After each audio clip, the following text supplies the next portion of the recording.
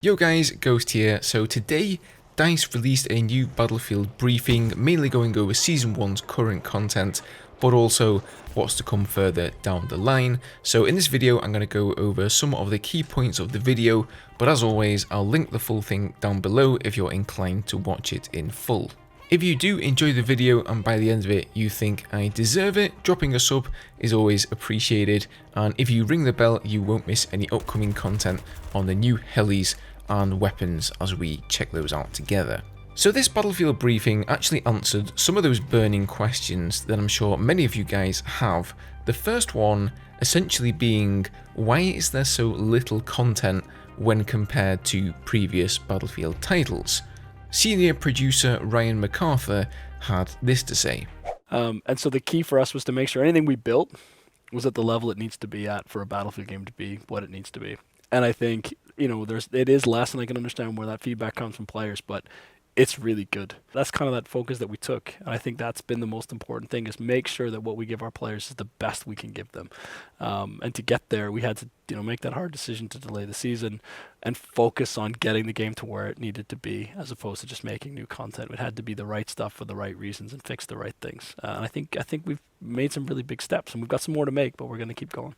So to sum it up, quality over quantity. As much as the lack of content pains me as it does you, I do agree with Ryan that this is the way to go. You can't release the same level of content that shipped with the game and brush all of the glaring issues aside. That would have just made the situation worse, so at least now we have some good content to enjoy, albeit not very much of it. Now, talking about the new specialist Lis and her TV missile, they did share some interesting details about the balancing of her gadget, referencing past experiences from other Battlefield games like the UCAV in BF4. I know that one certainly came to mind for me when I first heard about this gadget. I was definitely somewhat worried. The UCAV was pretty similar to a TV missile for infantry, but I'm sure you guys will agree it basically turned into the cheesiest gadget in the game, especially the airburst version. So they realized, I think, that they had to get the balance right for this one, otherwise it could very easily get out of control, and overall I think they've done a pretty good job.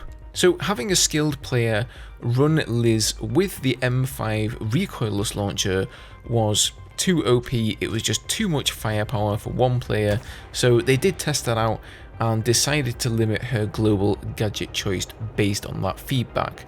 They also balanced her trait Armor Hunter by making it only spot vehicles that are either hacked or damaged, so just so you know, if you're in a damaged vehicle, every Lis on the map will be able to see you. Touching on the stealth helicopters, the team said they really wanted to highlight the return of helicopters in Battlefield 2042, and thinking about what they haven't done before in a Battlefield game, they ended on stealth helicopters. So if you're unaware, the stealth helis have two modes: attack mode, where they are equipped with 30mm cannon pods, which I believe are explosive rounds, and then stealth mode. And when you go into stealth mode, you can't be locked on, and you disappear off of the air radar. You also get access to some very powerful bombs. Now, they did mention that the hard counter to these helis essentially is Lis, and this is the way they designed it. You sort of have this David and Goliath scenario there.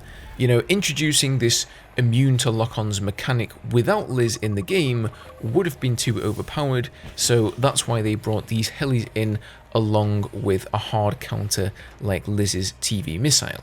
So vehicle balance has been a pretty hot topic. There are the vehicle lovers and the vehicle haters, but let's hear what Ryan had to say about the current balance.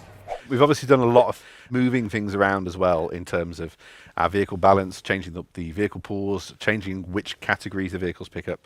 Are we happy now with where we kind of are with the balance, Ryan? Yeah, I think we are. I think we've taken a lot of feedback from the players. I think we're seeing. Again, as we add more stuff to the game, there's always going to be areas we can improve. But I think the game is getting to where we want it to be, and the balance is getting to a place where we're quite happy with it. So I respectfully disagree. I think vehicle balance is in a better place than it was on release, but it is far from done and finished. removing most of the vehicles has reduced the vehicle spam on infantry, which is a good thing, but it's totally messed up the balance between vehicles. I'm sure you guys have a similar experience to me. I don't really die from tanks or nightbirds these days. I die to transport helicopters that aren't really transports, but rather AC-130 gunships in disguise with titanium armor. Also, the new stealth helicopters look to be very powerful. Their bombs absolutely destroy infantry, they can be immune to lock-ons, and left unchecked, they will probably annoy a lot of players. The biggest counter to these helis would most likely be an enemy nightbird or a jet. But guess what? There probably won't be any due to the limited spawns. In my opinion, they should balance vehicle weapons on a vehicle by vehicle basis, and the same goes for the spawns. Just go back to the Battlefield 4 system, nice please. Alright, next up, probably the bit you've been waiting for if I'm honest, the new Portal content. But let's talk a little bit more about some of the stuff that's still to come in Season 1. Of course, it's a pretty big list for us, but you know, things that we're kind of exploring. We have, of course, got new hardware that's coming into Portal. We are looking to restore some vehicles that we wanted to add in for Battlefield 3, such as we've got the A-10 coming in, the Su-25 Frogfoot. We've got to Bad Company's collection, the Hind, the Bakcha. Player profile and stats, we're working on that one. We're going to have Rush featured quite heavily in Portal throughout this season with improvements and lessons we've learned from when we've had that previously in the game. So there you go, you heard it yourself guys, the A-10 Warthog and the Su-25 Frogfoot will be returning to Battlefield Portal. Now it's not going to be like the BF4 A-10 with the JDAMs or anything. Back in Battlefield 3 the attack jets just had rocket pods I believe, but a 30mm Gao 8 cannon could absolutely shred armor on the ground, so I guess we'll see how that works out. Now in the last Battlefield briefing they did actually mention there that they're looking at making some of the Portal favourite guns available in All Out Warfare. So I assume that stuff will most likely be coming later on in Season 1, possibly with the Kaleidoscope and Renewal map reworks, but it does beg the question, if they can have old school weapons in All Out Warfare, then why not old school vehicles? Maybe even the attack jets from BF3, for example. Just throwing that out there, you heard it here first guys. They also mentioned the player stats page returning once again, so that's good to see some further indication that that will be coming down the line. Always nice to see how bad of a player you are, right? Anywho, with that said, thank you guys for watching the video. Leave me your thoughts below, and I will speak to you next time.